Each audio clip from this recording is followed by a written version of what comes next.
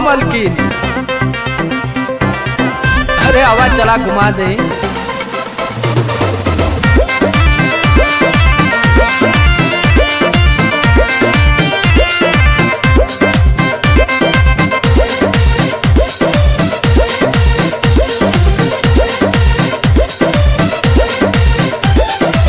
चलो ना जानू आज पटना घुमा दूं। अच्छा चल के बजरिया में शॉपिंग करा दूं।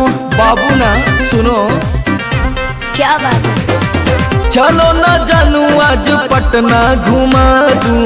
चल के बजरिया में शॉपिंग करा दूं।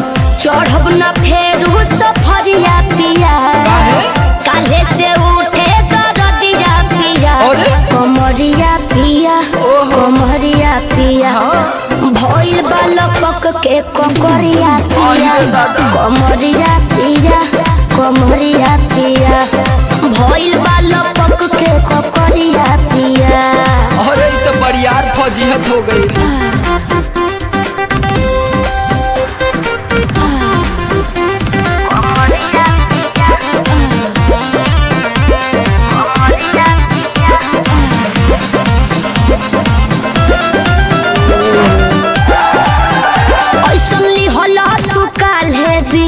राजा जी लागे भइल बा कमरिया की रेख राजा जी। बुझो नहीं बुझाता बुझाता, सुना नहीं रहबू संभर के गोरी तमनवा चिहुकबे करी।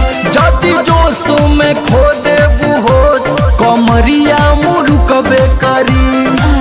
राते तू कइला गरदिया पिया, अच्छा पोरे पोरे हो खता दरदिया पिया। कैसे? कमरिया पिया कमरिया पिया, भइल बालक के ककरिया पिया। कमरिया पिया कमरिया पिया, भइल बालक